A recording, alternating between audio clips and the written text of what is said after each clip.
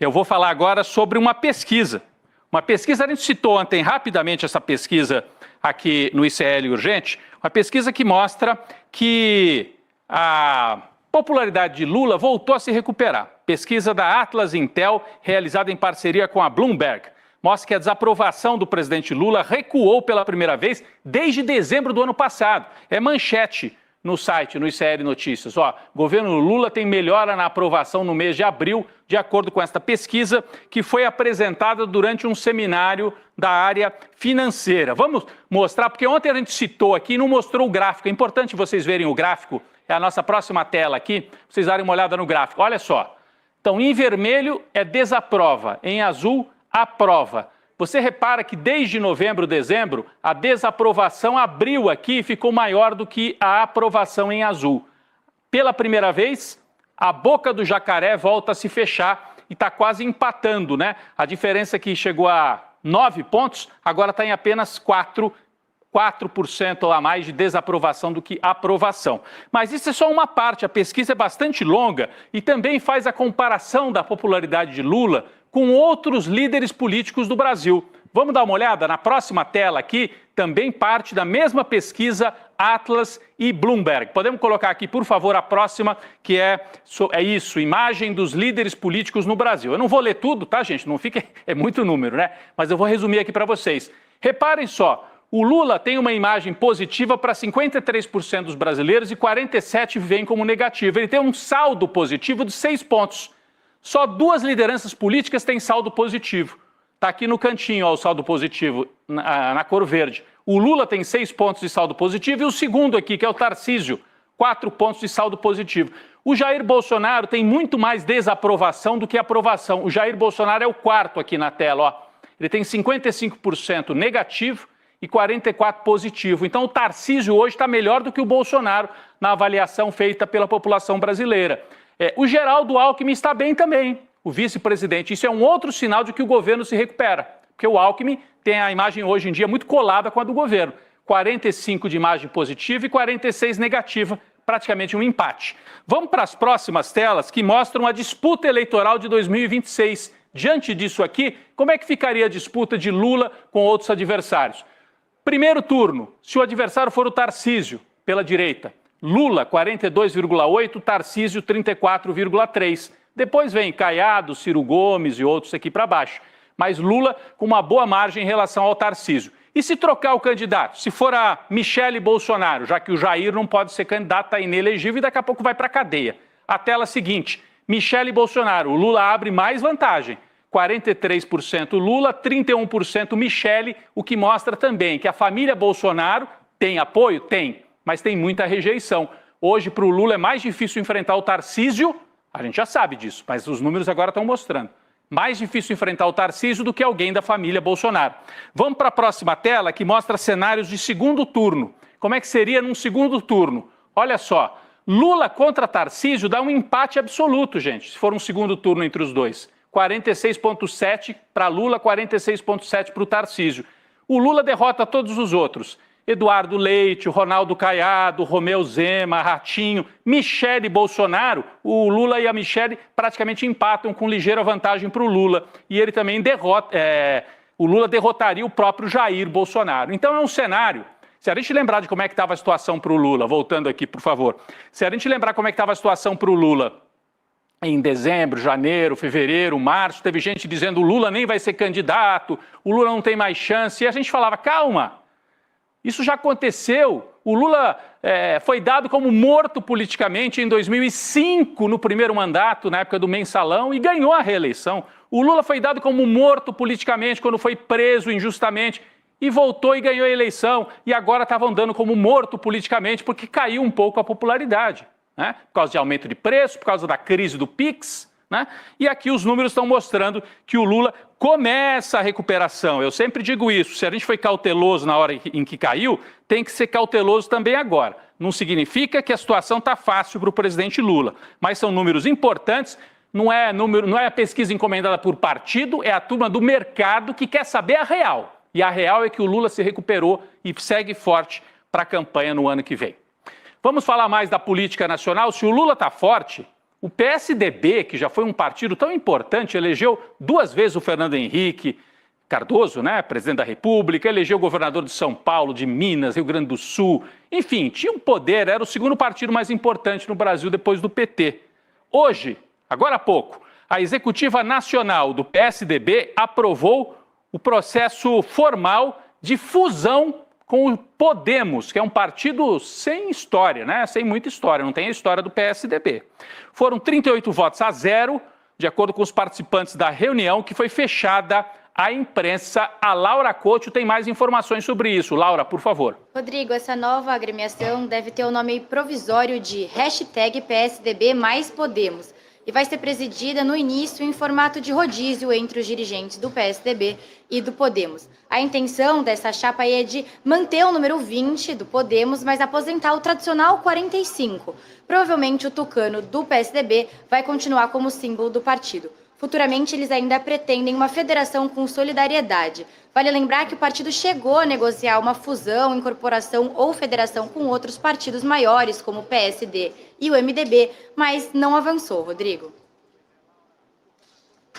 Sul, que é hoje o principal cargo que o PSDB tem no Brasil, né? O Eduardo Leite, tucano, ele participou do encontro e de forma virtual e também votou a favor da fusão, o governador do Rio Grande do Sul. Eu só observo, gente, que até na hora de fazer essa fusão e na prática acabar, o PSDB fica em cima do muro. Tucanaram até nessa hora, porque eles vão adotar o número 20, que é do Podemos, mas querem manter o tucano como símbolo desse partido, que aliás, esquisitíssimo o nome do partido, #PSDB mais Podemos.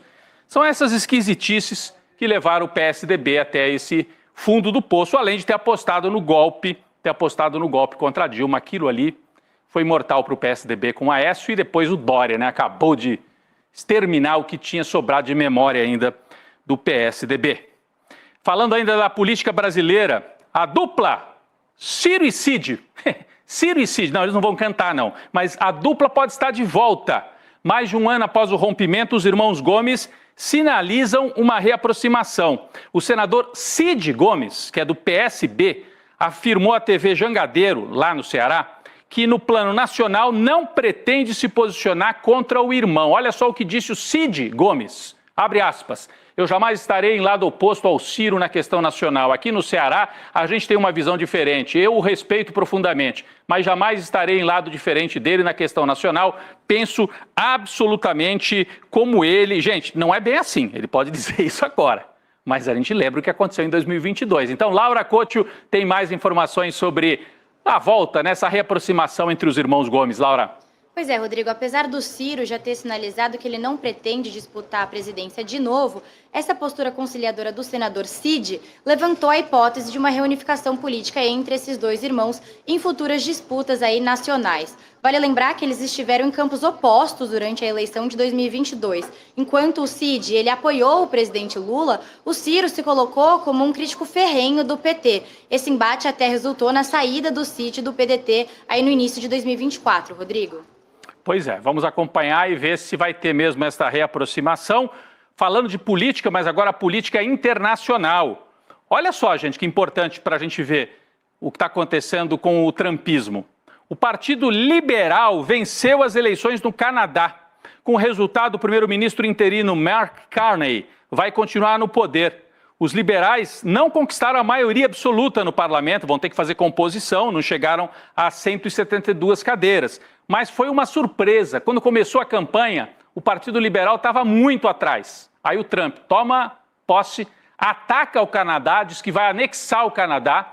E o Partido Liberal, que enfrenta lá o grande adversário, são os conservadores que são mais próximos do Trump, o Partido Liberal assumiu essa bandeira de independência e de resistir ao trumpismo. O que aconteceu? Virou a eleição. Então isso aqui mostra que ser antitrumpista pode trazer vantagens de que o Trump não tem esse poder todo. Quem se contrapõe e é firme na oposição e na resistência ao trumpismo pode colher vitórias como colheu o Partido Liberal. Vale lembrar que as eleições aconteceram em meio à guerra tarifária de Trump e às suas ameaças de anexar o Canadá. Vamos falar de um fato importante aqui do Brasil. A Faculdade Santa Marcelina, em São Paulo, expulsou 12 alunos que posaram para uma foto junto com uma faixa que fazia apologia ao estupro, gente. Olha aí, tá a fotografia, eu não vou nem ler. Eu não vou ler o que está escrito ali na faixa, mas a faixa fazia a apologia e faz, né, ao estupro. O caso aconteceu em 15 de março, durante um evento esportivo universitário. Seguidas vezes, né, a gente vê isso em disputas do pessoal da medicina, faculdade contra faculdade, absurdos, né?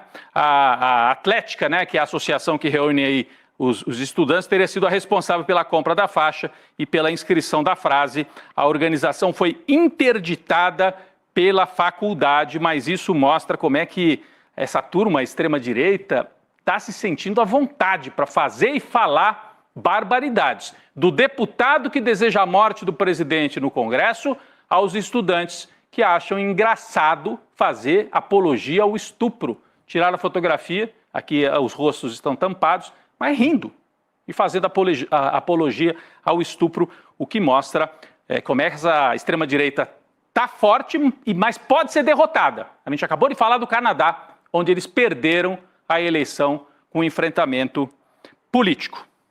Falando nisso, falando na extrema-direita, vamos voltar ao assunto com o qual a gente abriu aqui o programa. Após a polêmica da camisa vermelha da seleção brasileira, o deputado Maurício Macron, do Podemos, propôs hoje um projeto de lei para proibir que haja camisa vermelha na seleção. A ideia dele é que equipes, atletas em campeonatos ou amistosos, sempre que representem o Brasil, tenham de usar obrigatoriamente as cores da bandeira brasileira. Essa polêmica surgiu ontem, né, como eu disse aqui na abertura, após a publicação do site Foot Headlines, focado em equipamentos esportivos, e conhecido por vazar com antecedência detalhes sobre uniformes.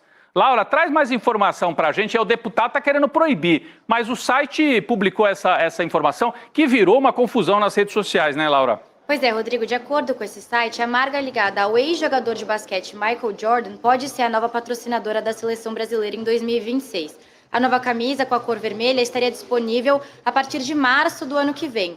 Além disso, o site traz detalhes de como seria o novo uniforme, acredito que a gente tem uma imagem aí, e o logotipo da marca Jordan vai substituir o da Nike. Vale lembrar que mesmo com essas especulações, Rodrigo, a seleção brasileira ainda nem está classificada para a Copa de 2026.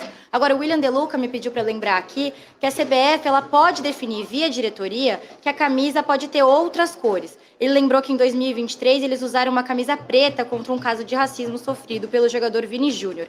Então, em teoria, a camisa da seleção pode ser de qualquer cor e apresentar, apesar das cores nacionais serem definidas como as cores oficiais, Rodrigo. Camisa preta. A seleção na Copa de 50 jogou de camisa branca, mas o branco está na bandeira brasileira também, né?